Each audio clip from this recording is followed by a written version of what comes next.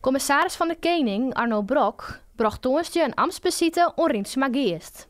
De Dorpsontwikkelingsmaatschappij presenteerde hem in bed and breakfast Het Rechthuis haar een plan voor een lebendiger dorp.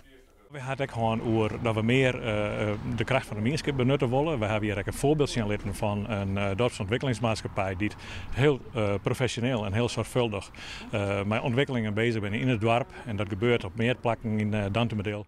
Het grootste speerpunt is dat Riensema Geest meer inzetten wil op toerisme. Nevens de commissaris van de Koning kan het dorp de vernijing goed broeken. Ik vind zelfs deze hoeken van Friesland, Noord-Eerst-Friesland, ja, wat beskeerde hoeken van uw provincie. Maar landskippelijk zien een van de mooiste stukken van uw provincie. En deze dorpen verdienen je echt gewoon een impuls naar de toekomst. Dat mensen je beloeren kennen. En de mensen van de dorpsontwikkelingsmaatschappij die hadden er een hele mooie bijdrage aan die discussie. Ik ben er wel aardig van onder de indruk. Zoals je ook zeggen, de plannen die binnen ambitieus, maar net onrealistisch. Je ziet dat het toerisme hier in het noorden toch stadig gewoon meer opkomt, dus deze plan is zeker haalbaar. En wij hebben de indruk dat we er wel aardig positief over en wel redelijk van onder de indruk wat wij doen. En dat er ook wel positief ten staat.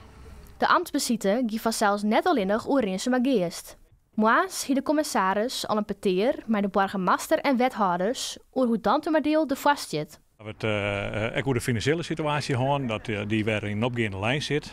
Dat we best van een min naar een stevige plus gaan binnen. Het gaat een soort goed in deze gemeente, beter als een periolien.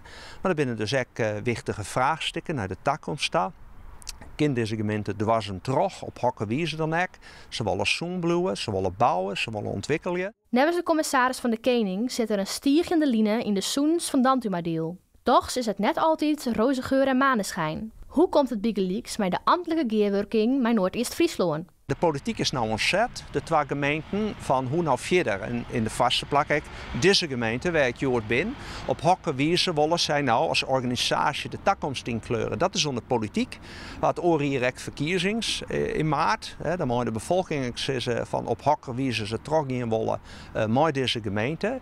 En dat volg ik wel met belangstelling. Wat mij onbelangt, is het van belang dat deze gemeente op een dwarseme wijze echt de toekomst in Local burgemeester Wiersma is blij dat er de commissaris Charlotte koe dat de Geest broers het van de ideeën. Best stevige ambities die de mensen hier hebben.